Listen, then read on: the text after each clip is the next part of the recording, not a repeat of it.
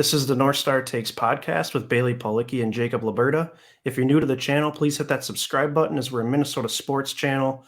Post multiple videos a week on Minnesota sports, mostly the core four, but we get into some of the other ones as well.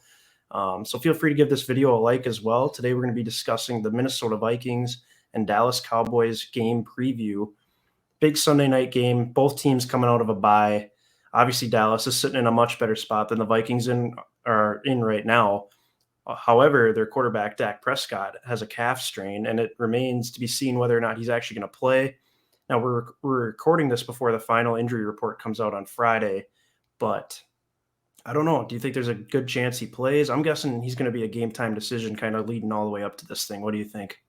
Yeah, I think McCarthy, given the familiarity between him and Zimmer, I think he's going to keep his cards really close to the vest. And even if they know right now that Dak isn't going to play, I think you're right that it's going to be a game time decision. But honestly, I really don't think he will. Based off his comments he made to the media today, he's like, we're kind of looking at the big picture, not just like this game in particular. So we'll just see how it goes. But that doesn't sound like a guy that's like, yeah, I'm going to play this week. Like he says he wants to play, but at the same time, like, we got to manage this injury as far as like what it looks like for the long-term outlook. So I actually don't think he's going to play this weekend, but again, that could also change too. Maybe he'll feel better in a couple of days. I don't know. I'm not sure the extent of this calf injury, but he's been limited so far this week. So it doesn't look great for him playing Sunday, and that would honestly be obviously a huge break for this Vikings team who desperately needs a win right out of the bye week, especially. Got to win these home games. I know Dallas is a good team; they're winners of 5 straight, but at the same time, looking at the next 4, like we keep talking about, that this game you almost feel like you have to have, considering the next 3 opponents going on the road coast to coast to Baltimore and LA to play the Chargers, and then you come back home for a huge game against the Packers. So you almost feel like you got to have this Cowboys one, even if Dak's on the field, and if he's not, you absolutely have to have it. Otherwise, this is going to look bad fast. Yeah, I don't really know how to feel about it because it would be so nice to be able to beat the Cowboys with Dak Prescott, beat them at full strength basically, and just count that as an extremely good win for a Vikings team that hasn't had one of those wins in a long time. And so that would be kind of nice. But at the same time, it's like, yeah, if Cooper Rush ends up playing, I think he's their backup. If he ends up having to play, then yeah, we should have no issues whatsoever on Sunday night. And I know everyone will say, well, it's an NFL team and you never know. But the reality is, like, it's a must-win game if Dak Prescott is not playing. Like, you have to get that one. Because if you can't beat the Cowboys with a backup quarterback playing, I mean, what are we really doing here? So, yeah, I didn't see his comments today in the media. So that's kind of interesting that you mentioned that. But, yeah, maybe that probably is the smart approach, honestly, is they can afford to lose a game because of their lead in their division. I mean, the rest of their division's horrible. So they can afford to sit him out for a game or 2 if they need to, and then have him healthy for the rest of the season. I think that's the way I would go with it. Yeah, totally. I think if he's going to miss a significant period of time, if they try to rush him back sooner than he's really ready to, then like if he makes his injury any worse, and like I said, misses a lot of games, then the Cowboys are sunk, in my opinion. You kind of saw it last year that just went down the tubes. I think I think they could probably still win this division even with a backup quarterback, but at the same time, like no team's in it to win divisions, but you're in it to win championships, hypothetically speaking. So, I mean, they won't do anything without Dak. So I think they're definitely going to play cautious as they should, especially with a recently signed $40 million man. So I think definitely this could be smart of them to just take it easy, play it safe, and not play them this weekend, and to the benefit of the Vikings. For sure. So let's get into some of what actually is going to be going on the field on Sunday. What matchup are you looking forward to watching the most between the Cowboys and the Vikings?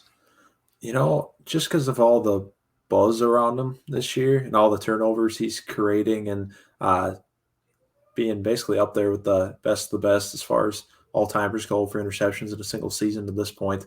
Trevon Diggs and whatever receiver he's going to match up with, and maybe he'll see a little bit of everybody on our offense. But at the same time, I think that's probably what I got my eye on. I want to see if Kirk throws him a pick or not, and I want to see if Jefferson or Thielen makes him look bad. I think that's going to be something to keep an eye on. I think that could also determine if our offense is successful on Sunday night as well. Just because if Trevon Diggs if he doesn't have a pick, then I guess then you're probably not turning the ball over, or at least probably not throwing an interception, hopefully. So then you're giving yourself a good chance when you win the turnover battle, hopefully. So Yeah, I just hope that that doesn't lead to them being conservative, and if he's covering Jefferson, hopefully they don't avoid him, because I think what the deal is with Diggs is he gets burned, but then he recovers. So it's yes, like exactly. basically Throw a if you can good just be ball. yeah, throw a good ball basically, don't throw it behind the receiver and you'll be Hmm. fine, I think. So Hmm. there's a couple things I'm going to watch for. First of all, Dalvin Cook being back at hopefully 100%. He hasn't been on the injury report at all this week for practice, so Yeah. if he's at 100%, then that's going to be fantastic to see him back rolling. Hopefully he can be a key cog for this team going into the stretch run here. Hmm. And I'm also going to be watching our DBs against their wide receivers. Even if it's a backup quarterback playing, if our corners are getting torched, I mean, that could still be bad news because of how good those receivers are.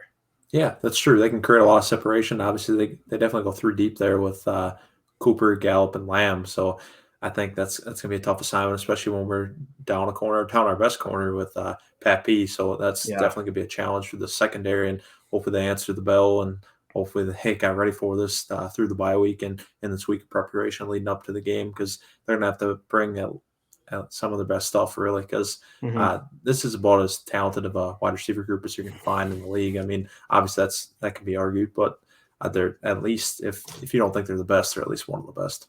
Yeah, and another thing I found interesting today is the Vikings basically came out and said that Kenny Nwangu is going to be their kick returner. Let's go. And so I don't know if he's really gonna have an opportunity to return a kick or not, but I'm just excited, honestly, to see him get on the field.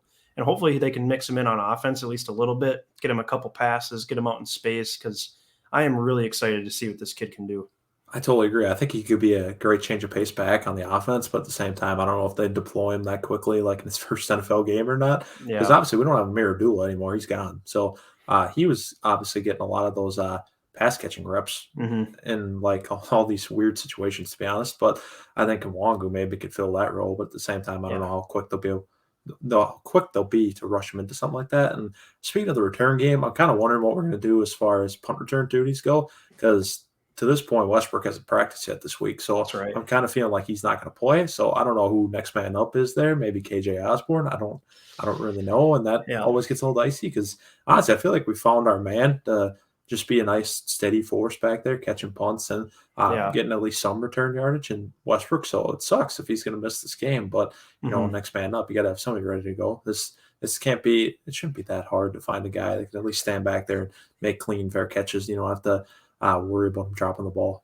Yeah, maybe Amir Smith Marset, who was the kick returner. I don't know if they really had him doing punts or not, but it would Yeah. either be him or Nwangu, I would think, because I don't know if they've really had anyone else doing punt returns, maybe KJ Osborne, but we saw last year that that wasn't really his strength. And I would prefer to keep him healthy. I don't want him taking any unnecessary hits because we actually need him on offense now. So, Sure.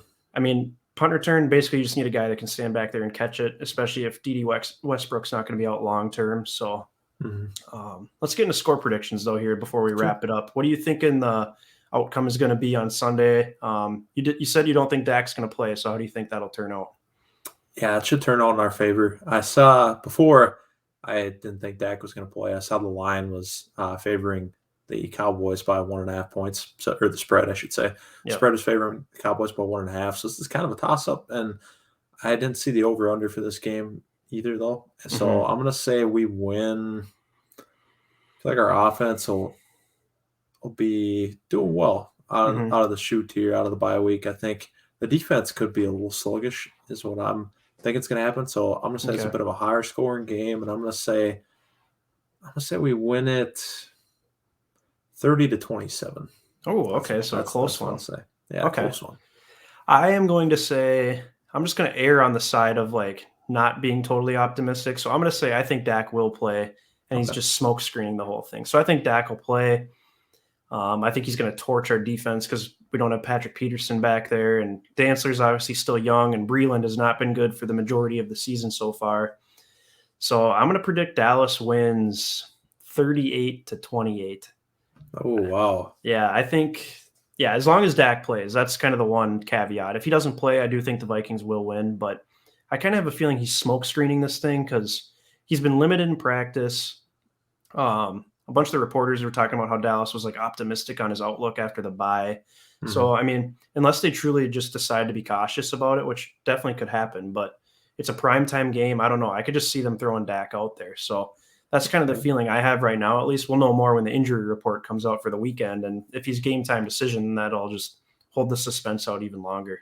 Yeah, that very well could be true. I think that's going to be a big difference whether we win or lose this game. Potentially, it's just Dak's status, like nothing really to do with the Vikings, but whether Dax can play or not. And I was just going to say, I'm really surprised that you got us losing by 10 because I feel like the Vikings have found themselves in all these one possession games every game this season. So that's interesting out of the bye, losing by double digits. I just think if Dak plays, that Dallas offense is too good.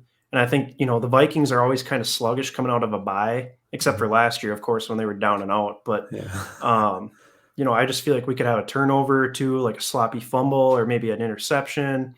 And then that's kind of where that 10-point difference comes in rather than it being like a one possession game. So that's kind of what I'm feeling there, but I Sure. could I could be completely wrong as well. So Never know. That's why we play the games. exactly. Before we wrap this up, just a quick note. We will not be doing a live post-game show Sunday after the game since it's going to be so late. And obviously, we both have to get up and work the next morning. So we're going to do one Monday evening. We'll do a live show and then we'll take questions and comments and we'll put them up on the screen like we usually do. So just moving that post-game show from Sunday to Monday. So, but yeah, that'll do it for this edition of the North Star Takes podcast. Please hit that subscribe button. That would help us out tremendously, and give this video a like as well so other Minnesota Vikings fans can get their pre-game predictions in as well. Um, Give us a follow on both Twitter and Instagram and leave your comments below what you're feeling for this game. Think the Vikings will win? Do you think Dak will play? Um, yeah, hopefully a big dub. This would be a really big win. So that it would be great to see that on Sunday Night Football, especially. So yeah, until next time, thanks for watching.